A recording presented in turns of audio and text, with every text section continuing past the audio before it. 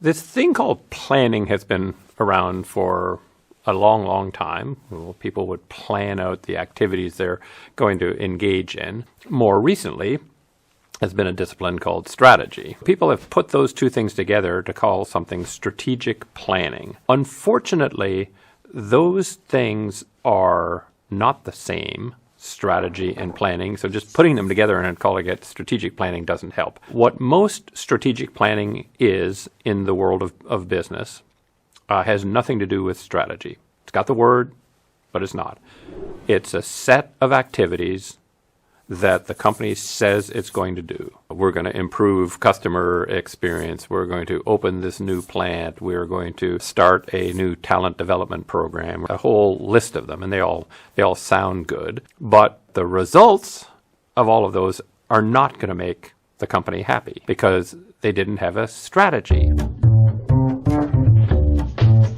So what's a strategy? A strategy is an integrated set of choices that positions you on a playing field of your choice in a way that you win. So there's a theory. Strategy has a theory. Here's why we should be on this playing field, not this other one. And here's how, on that playing field, we're going to be better than anybody else at serving the customers on that playing field. That theory has to be coherent. It has to be doable. You have to be able to translate that into actions for it to be a great strategy. Planning does not have to have any such coherence. And it typically is what people in manufacturing want, the few things. They want to build a new plant, and the marketing people want to launch a new brand, and the talent people want to hire more people.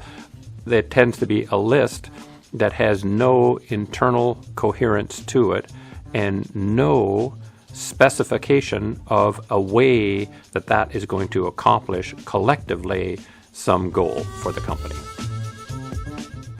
See, planning is quite comforting. Plans typically have to do with the resources you're going to spend. So we're going to build a plant. We're going to hire some people.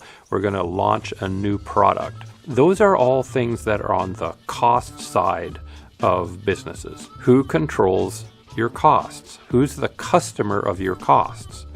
The answer is you are.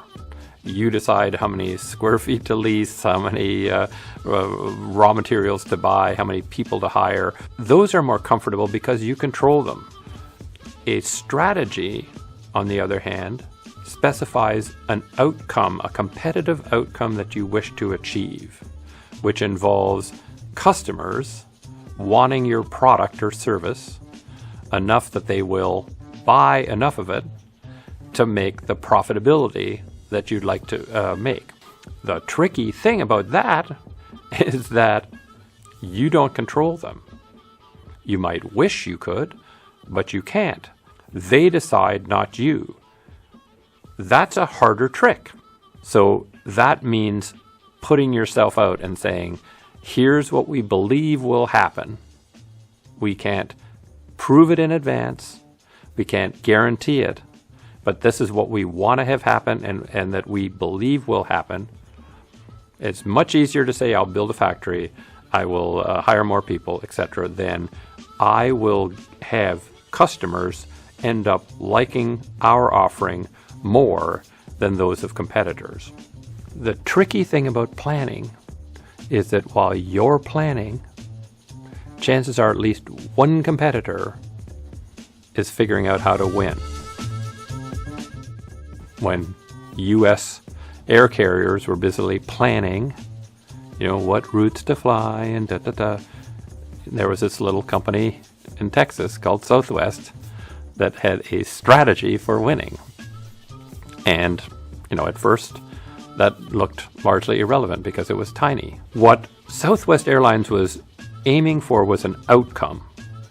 What they wanted to be is a substitute for Greyhound, a way more convenient way to get around at a price that wasn't extraordinarily much greater than a Greyhound bus. Southwest said everybody else is flying hub and spoke. They have hubs and they fly hub and spoke. We're going to fly point to point. so that we don't have aircraft waiting on the ground, because you only make money when you're in the air. We're going to only fly 737s, one kind of aircraft, so that our gates are set up for those, our systems are set up for those, our training, our simulations are set up. We're not going to offer meals on the flights, because we're going to specialize in short flights. We're not going to book through travel agents. We're going to encourage people to book online, because that's less expensive for everybody and more convenient. So their strategy ended up being having a substantially lower cost than any of the major carriers, so that they could offer substantially lower prices. Because it had a way of winning, it got bigger, and then bigger, and then bigger, and then bigger, and bigger, and bigger, and bigger, until it flies the most passenger seat miles in America. The major carriers were not trying to win against one another. They were all playing to play, as I say. They were playing to participate. Maybe buy more planes, get more gates, maybe grow some, not having a theory of, here's how we could be better than our competitors. And that was fine, until somebody came along and said, here's a way to be better than everybody else for this segment.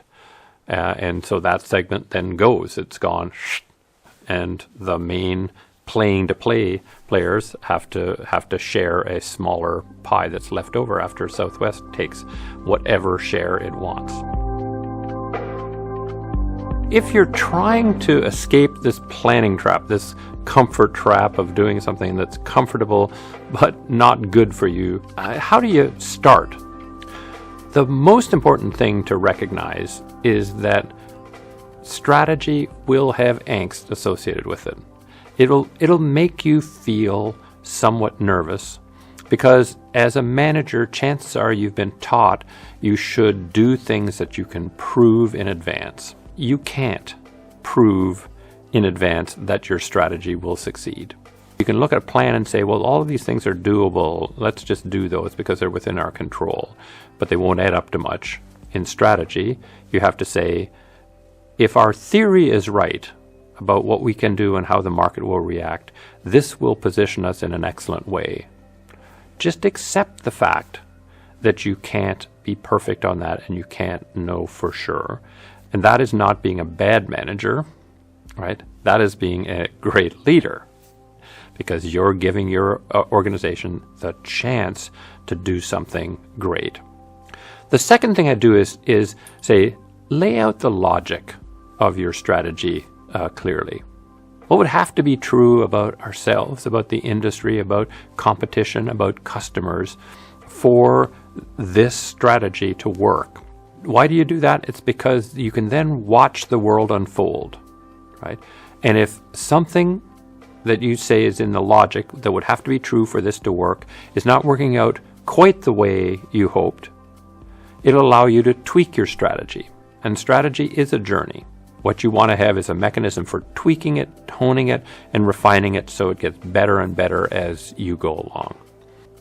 Another thing that helps with strategy is not letting it get overcomplicated. It's great if you can write your strategy on a single page. Here's where we're choosing to play. Here's how we're choosing to win. Here are the capabilities we need to have in place. Here are the management systems. And that's why it's going to achieve this goal, this aspiration that we have.